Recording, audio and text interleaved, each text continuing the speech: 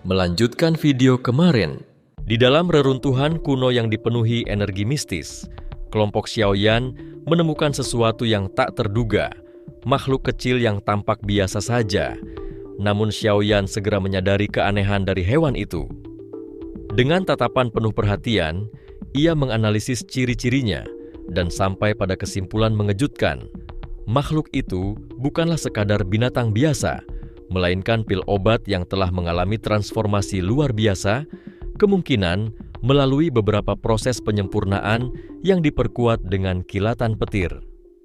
Jika dugaannya benar, maka mereka telah menemukan sesuatu yang hampir mustahil didapatkan, pil obat tingkat tinggi yang sangat langka dan berharga. Kesadaran akan nilai temuan ini membuat suasana ruangan berubah drastis. Ketegangan menyelimuti udara saat semua orang bertukar pandang, menyadari bahwa hanya segelintir alkemis di seluruh benua Doqi yang mampu menciptakan pil pada tingkat ini. Bahkan, Xiaoyan sendiri belum mencapai level tersebut. Xiao Yisan, berpengalaman yang turut serta dalam ekspedisi ini, menahan napas, menyadari betapa pentingnya penemuan ini. Jika berita tentang pil ini tersebar, para ahli dari berbagai penjuru dunia pasti akan berusaha merebutnya. Daya tarik pil semacam ini sangat luar biasa, terutama bagi para petarung kelas Dozun. Hanya satu butir saja bisa memberikan peningkatan kekuatan yang setara dengan puluhan hingga ratusan tahun pelatihan. Tak banyak yang sanggup menolak godaan semacam itu. Sadar akan bahaya yang mengintai, kelompok Xiaoyan segera meningkatkan kewaspadaan mereka. Pil ini bukan sekadar harta berharga, tetapi juga bara api yang bisa membakar mereka kapan saja. Jika informasi bocor, mereka akan menjadi target perburuan di tempat ini. Xiaoyan dengan cepat mengambil keputusan. Dengan isyarat halus, ia memberi tanda kepada Xiaozan yang segera bergerak ke depan pintu dan menyebarkan aura ganasnya. Sebuah peringatan bagi siapapun yang berniat masuk tanpa pertimbangan matang. Sementara itu, Xiaoyan berusaha mendekati makhluk kecil itu. Namun, ia sadar bahwa cara kasar hanya akan membuatnya melarikan diri ke dalam labirin luas di reruntuhan ini. Oleh karena itu, ia memilih pendekatan yang lebih halus untuk menjinakkannya. Dari dalam cincin penyimpanannya, Xiaoyan mengeluarkan botol giok berisi beberapa pil obat tingkat 4 dan melemparkannya ke dekat makhluk itu, berharap dapat menarik perhatiannya. Namun, binatang kecil itu hanya mengendus pil tersebut sebentar sebelum menggelengkan kepala dan mundur, seolah meremehkan kualitas rendahnya.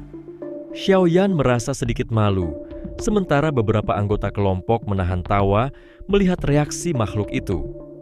Sadar bahwa ia harus menawarkan sesuatu yang lebih berkualitas, ia pun mengeluarkan pil obat tingkat 6 dan melemparkannya. Kali ini, responsnya berbeda. Binatang kecil itu langsung melahapnya dengan lahap, lalu menatap Xiaoyan dengan mata besar yang penuh harap, jelas menunjukkan keinginannya untuk mendapatkan lebih banyak.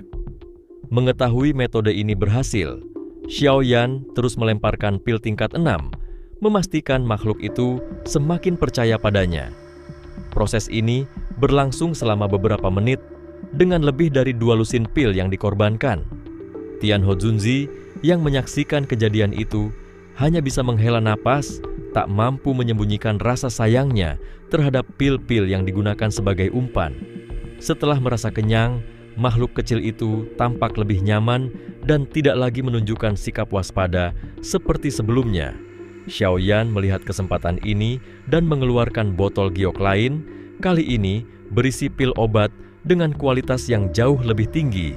Saat pil itu muncul, binatang kecil itu langsung menunjukkan ketertarikan besar dan melompat ke arah Xiaoyan dengan penuh semangat. Namun, sebelum berhasil mencapai pelukannya, tubuh makhluk itu tiba-tiba menegang. Sebuah kekuatan hisap yang kuat muncul entah dari mana dan menariknya dengan cepat. Kejadian mendadak ini mengejutkan semua orang. Dengan sigap, Xiaoyan melacak sumber kekuatan tersebut dan menemukan sosok misterius berjubah hitam yang telah menangkap binatang pil itu. Sosok asing itu memegang erat makhluk yang kini berjuang untuk melepaskan diri, tampak puas dengan hasil tangkapannya. Xiaoyan tidak tinggal diam. Dengan ekspresi muram, ia langsung menyerang dengan api ungu coklat yang menyala penuh kekuatan.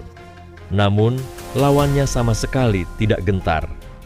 Dengan gesit, ia menghindari serangan itu dan melompat ke atas balok, menatap kelompok Xiaoyan dari ketinggian dengan tatapan penuh perhitungan. Xiaoyan segera mengenali topeng hantu yang dikenakan oleh sosok itu.